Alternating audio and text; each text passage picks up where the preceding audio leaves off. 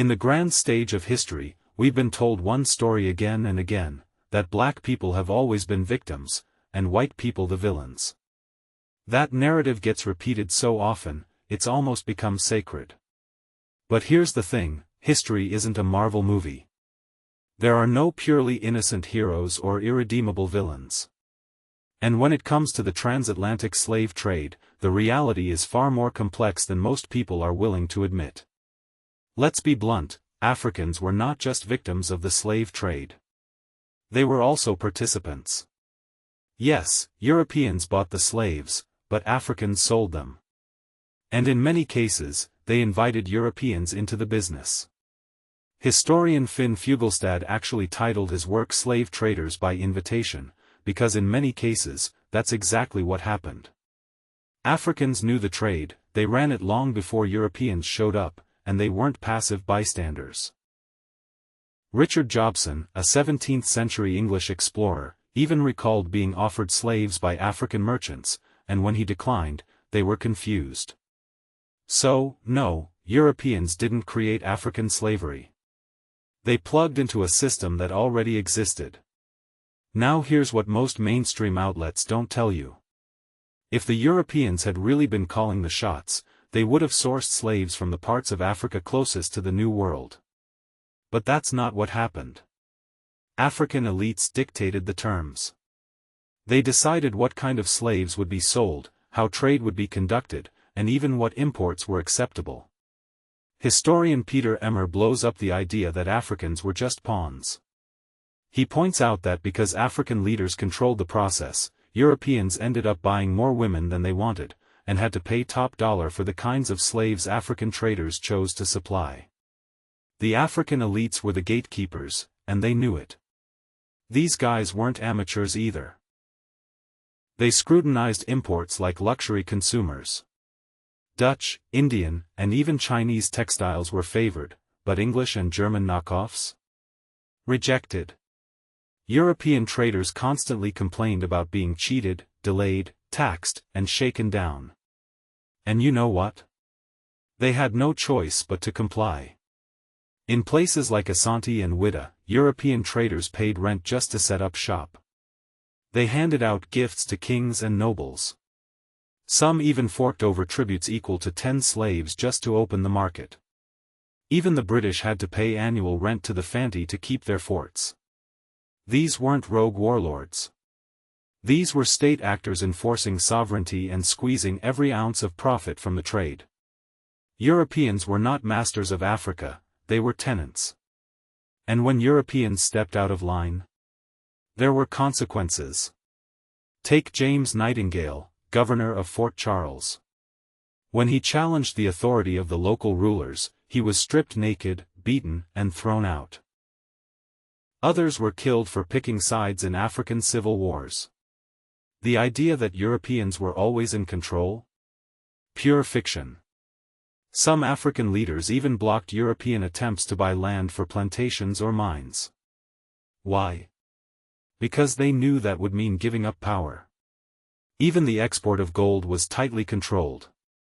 The only real exception came when Brazilian manufactured gold was sent back to Africa as payment for slaves. This wasn't a one-sided relationship. It was a transaction. And in many ways, a brutal competition. Historian Matthew Heaton notes how rival African states like Ouidah, Al-Ada, and Dahomey fought bitter wars over slave trading rights. Al-Ada tried to corner the market by monopolizing access to European guns and currency. Dahomey, furious, launched military campaigns to seize those coastal cities. Blacks enslaving other blacks wasn't an anomaly, it was built into the political economy of the time. So let's kill another myth while we're at it. The idea that slavery only hurt Africa. Of course, slavery devastated the lives of those who were captured. But there's no solid evidence that it wrecked African economies. The profits? They mostly went to elites. But those elites did benefit, from imports, from trade, from status symbols. And as time went on, the terms of trade began to favor Africans more and more. Historian Daniel Dominguez da Silva has shown that most European imports weren't just replacements for African-made goods, they were luxuries Africans wanted. Textiles, metals, and specialized items boosted the prestige of local rulers and, in some cases, filtered down to the general population. Europeans weren't forcing products onto Africans, they were responding to demand. Yet somehow, all of this gets left out of the classroom and the headlines. Instead, we get endless lectures about the horrors of the transatlantic trade, while the Arab slave trade barely gets a footnote. Which is strange, considering the Arab trade started centuries earlier, lasted longer, and was often more brutal. Male slaves were routinely castrated to prevent them from having families. Female slaves were often taken for sexual use. And like Europeans, Arabs came up with racist theories to justify it all.